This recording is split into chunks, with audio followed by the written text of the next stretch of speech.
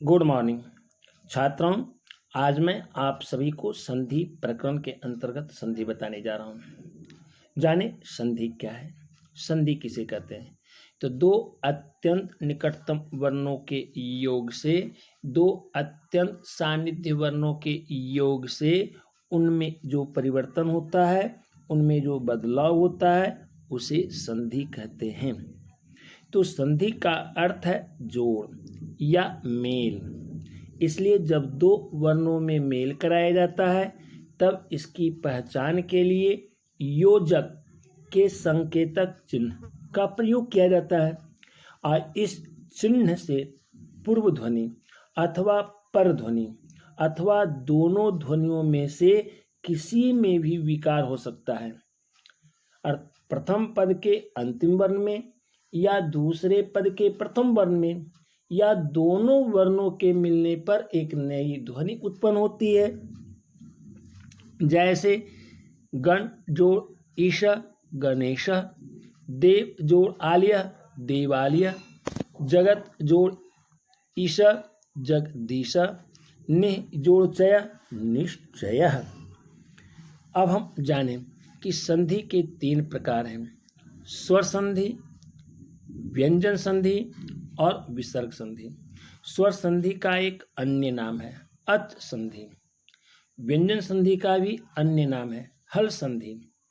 तो सबसे पहले जाने स्वर संधि क्या है। स्वर संधि किसे कहते हैं।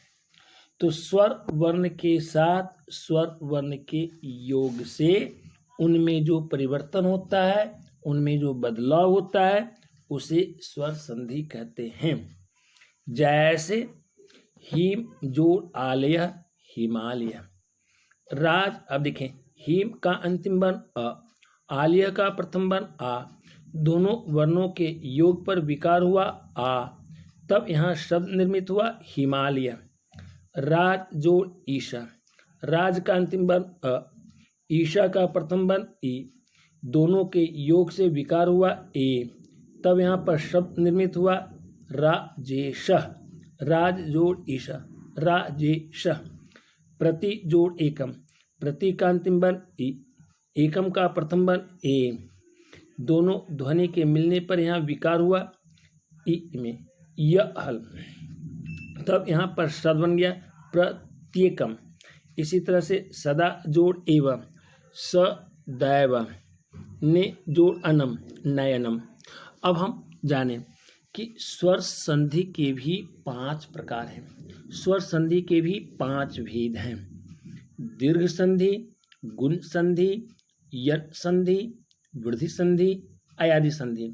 अब इसका प्रथम भेद दीर्घ संधि। तो दीर्घ संधि से संबंधित एक सूत्र है अकः सवर्ण दीर्घ, यह पाणिनि सूत्र है। अब इसके अंतर्गत हम जाने दीर्घ संधि क्या है। दीर्घ संधि किसे कहते हैं। तो दीर्घ का मतलब ही होता है बड़ा। तो दो समान स्वर वर्णों के योग से, दो सजातीय स्वर वर्णों के योग से उनमें जो परिविकार होता है, उनमें जो परिवर्तन होता है, उसे दीर्घ संधि कहते हैं। जैसे अ जोड़ आ, अ जोड़ आ अ जोड़ आ जोड़ आ इ जोड़ ई जोड़ ई जोड़ ई जोड़ उ जोड़ उ जोड़ ऊ जोड़ उ जोड़ ऊ, ये विकार हैं। अब शब्द में देखें, सर्व जोड़ अधिकम, सर्व का अंतिम वर्ण अ, अधिकम का प्रथम वर्ण अ, दोनों वर्णों के मेल से विकार हुआ आ, तब यहाँ शब्द बना सर्वाधिकम। पद जोड़ आदि, पद का अंतिम वर्ण अ, आदि का प्रथम वर्ण आ। इस तरह से पद जोड़ आदि मिलने पर यहाँ शब्द बना प दादी।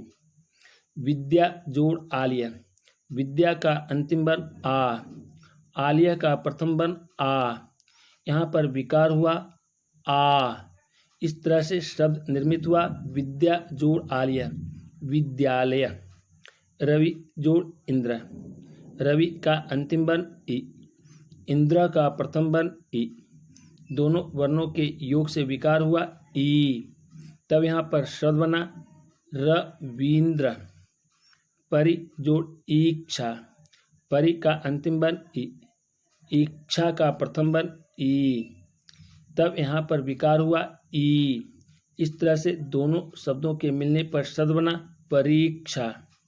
इसी तरह से नदी जोड़ ईशा, नदी का अंतिम वर्ण ई, ईशा का प्रथम वर्ण ई, दोनों वर्णों के मेल से विकार हुआ ई। तब यहाँ पर शब्द बना नदीशा। सु जोड़ उक्ति, सु का अंतिम वर्ण उ, उक्ति का प्रथम वर्ण है उ, तब यहाँ दोनों वर्णों के योग से विकार हुआ उ। तब यहाँ पर शब्द निर्मित हुआ सूक्ति। इसी तरह से मातृ जोड़ ऋणम, मातृणम। धन्यवाद।